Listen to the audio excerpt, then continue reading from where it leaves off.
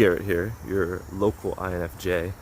You guys will probably see this much later after I record it, but something just happened that made me feel the need to record. So I was driving on an overpass, and on that overpass there were geese. So if you imagine an overpass, like it was like a bridge, and both sides had concrete walls. So the geese couldn't just like move off the side of the road. Like it was literally a bridge, and there was another highway below us. And the geese were stuck there with all these cars going 45 miles an hour past them. And so I saw a goose, and he or she, I don't know how to tell goose gender, but they stepped up onto the ledge of the overpass, and so the cars were whizzing by them. They're just like propped up on the ledge, like looking over. Now, if you know anything about geese, you know they don't just like take flight. They don't just like, they're not just like little birds where they just like fly off and fly up into the air. They have to get a running start. It's kind of like an airplane. So like it would be a challenge for the goose just to fly off. And this goose, you could tell it was scared. There was two of them, and they both kept looking back at the traffic. They both kept, kind of moving back and forth on the overpass, trying to find, where can we go, what can we do? So, as I drove by, the goose jumped off the overpass. And it made me think, there's nothing but highway and cars below. It's not certain death, but I don't know what else might happen. And it started to make me think, fear is powerful. I remember during 9/11 watching people on video, jump off. People jumped out of the building, jumped out of the window. You heard stories on 9/11 of people jumping to their death rather than being burned alive. And that was fear that did that to them. Fear can cause us to do things that almost no other emotion can cause us to do in a moment. And I think that's applicable to our lives.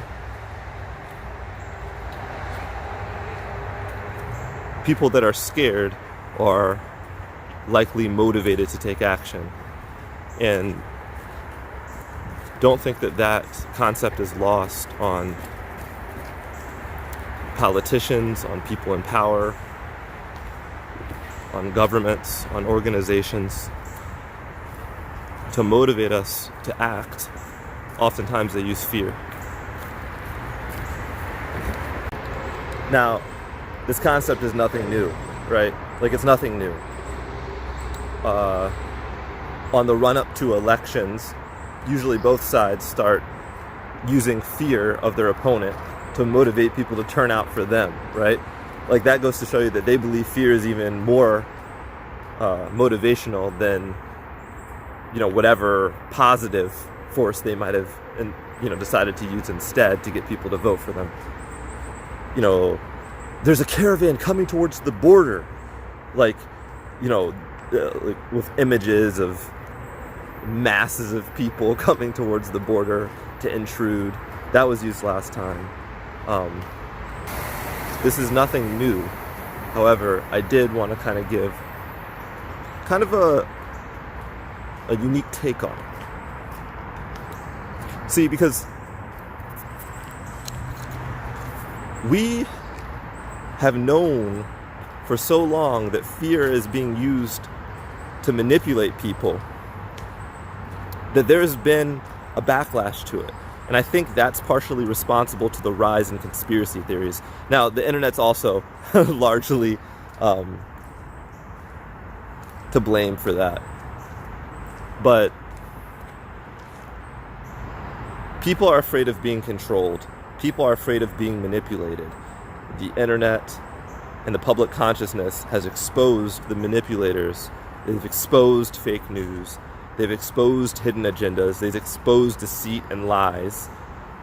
And so I think part of the backlash to that is this mistrust. But what I want to say is we need to be wary of people using fear to manipulate us, but we also need to be careful that the fear of that isn't manipulating us. One of the things I've noticed with this pandemic that we're going through, this coronavirus pandemic,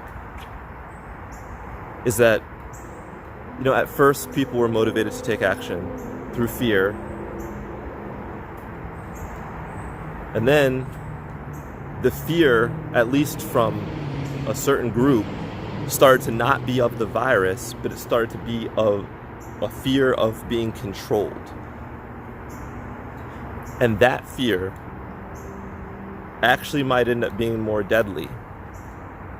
Like, the fear of being controlled has caused people to rebel and not wear masks. The fear of being controlled has caused people to create conspiracy theories around the whole virus, so they don't even they might even believe it's a hoax. And I want people to be careful of not falling into the very thing that they're afraid of.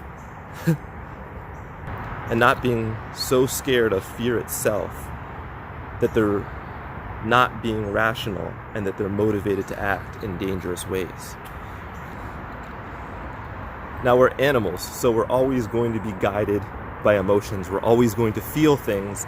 We're going to have an impulse to act on those strong primal urges, right? And that's okay.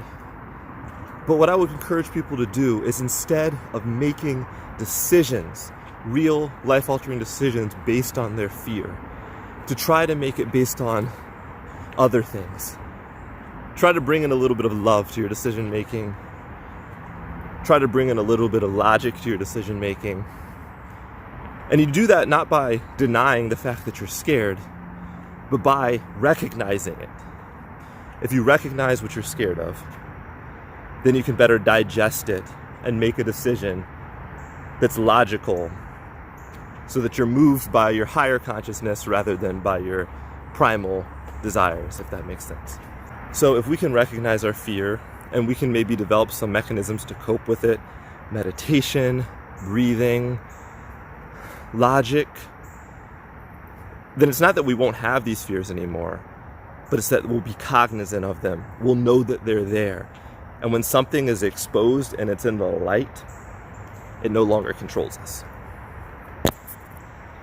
So I want people to be aware not only of the fear that's being fed to us by the media, by our government, by the world, right? But also be cognizant of the fear of fear itself.